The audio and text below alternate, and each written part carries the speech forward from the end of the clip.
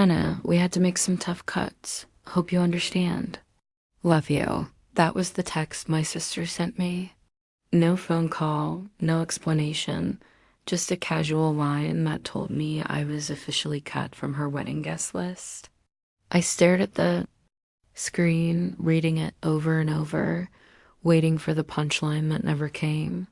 I wasn't some distant acquaintance. I was her sister, the same sister who helped her move 3 times, covered her rent when she was broke, and stayed up all night. After every heartbreak, my chest tightened, disbelief mixing with the sting so sharp it almost made me laugh. This had to be a mistake, but when I called my mom, she just sighed and said, "It's just a wedding, Hannah. Don't make a big deal." That was the moment. I knew if I wasn't invited, I'd be somewhere better. I didn't waste time with pleasantries. "Mom, I just got a text from Charlotte. She says the guest list is finalized and I'm not on it. Is this some kind of joke?" There was a pause long enough for me to know the answer before she spoke.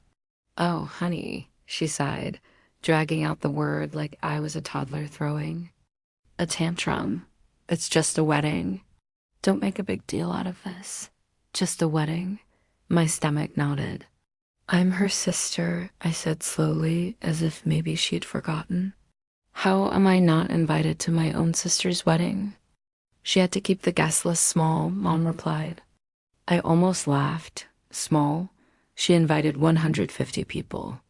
I just saw the Instagram post. "Well, you know how these things are," Mom said, a light chuckle in her voice. "Weddings are expensive. Maybe she thought you wouldn't mind skipping." This one wouldn't mind. That phrase hit harder than I expected. I'd been there through every one of Charlotte's crises, helped her move apartments in the middle of winter, covered her rent when she lost her job, even lent her money. She never paid back. I'd sat with her through ugly breakups, listening to her cry until 2 o'clock in the morning. I had shown up for her every single time, and now I wasn't worth a seat at her special day. "Oh, stop being dramatic," Mom added, her voice dripping with that dismissive tone she'd perfected. "It's one day. You're overreacting." Overreacting, right. I knew exactly how this would play out. I'd push back. Mom would brush me off. Charlotte would offer some half-hearted apology later, and I'd be expected to forgive and forget. Because that's what I'd always done. Not this time. Something inside me shifted a line drawn in the sand. If I wasn't important enough to be invited, I wouldn't be important enough to show up when they needed me later. "I have two." "Go," I said flatly, hanging up before she could respond. I set my phone on the table, staring at it for a moment. The initial sting of rejection was quickly being replaced by something else. Clarity. I didn't have to stay here, stewing while my family played happy little wedding without me. I opened my laptop. If Charlotte could have happiest day of her life, I could have the best week of mine somewhere warm, somewhere beautiful, somewhere far, far away from this mess, within minutes. I was scrolling through Caribbean resorts, each one more stunning than the last white sand beaches, turquoise water, private balconies with ocean views. I'd always told myself a trip like this was too expensive, but right now it wasn't. Just a vacation. It was a statement, and I was ready to make it. The moment I decided, it was like a weight slid off my shoulders. I wasn't going to mope around at home while my sister played princess in a dress I probably helped pay for. No. I was going somewhere that didn't require a forced smile or a congratulations card dot my fingers flew across the keyboard. 5-star resorts, private beaches, infinity pools, so clear they looked photoshopped, the kind of places I used to scroll past because I thought, someday, maybe. Well, someday had just become today. One listing caught my eye, a luxury. Caribbean resort with floor-to-ceiling windows, a private balcony, full spa access, and a personal butler. The price tag was steep, but after Charlotte's little stunt, I wasn't about to pinch pennies. I clicked book now without a second thought. First class flights, window seat, extra legroom.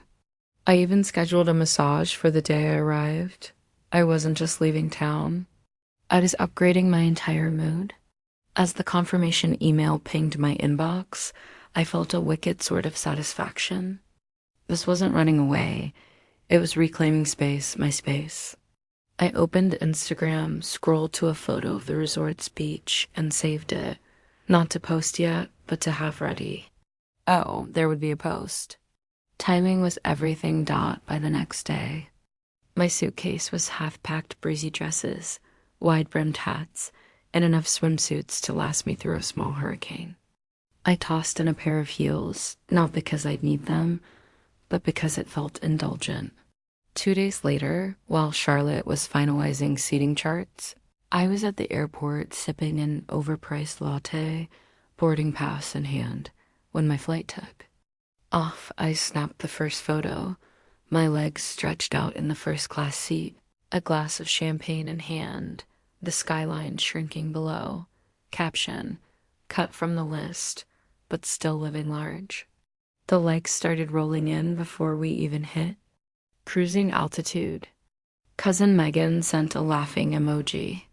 My college friend texted, "Yes, Queen, take that trip."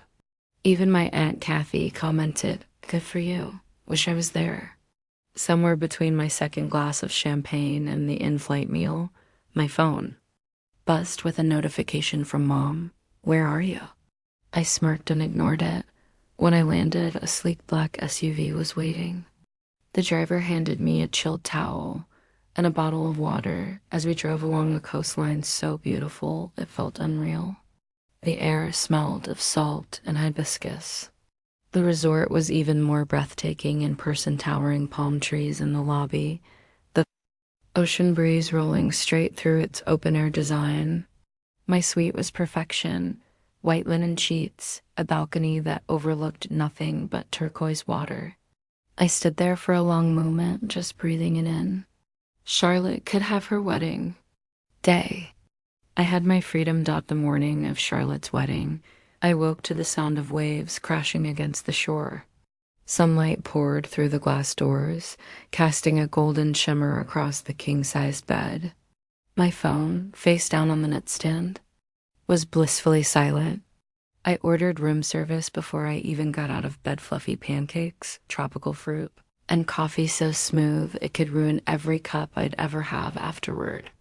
I carried my breakfast to the balcony, toes brushing against the warm wood, eyes locked on the horizon. Back home, I imagined my family in chaos, Charlotte barking orders at her bridesmaids, Mom fussing over centerpieces, someone panicking because the caterer was late. The mental picture made my first sip of coffee taste even better. At 10 a.m., while Charlotte was probably getting her makeup done, I was stretched out on a sun lounger by the infinity pool, a martini in hand. I scrolled through vacation blogs on my phone, not to read them, but to upload my own. Photo me. Sunglasses on, hat tilted just right, ocean behind me. Caption, turns out I'm allergic to wedding drama. Within minutes, the comments poured in. My friend Tara, you're glowing. Cousin Megan again. I want your life right now.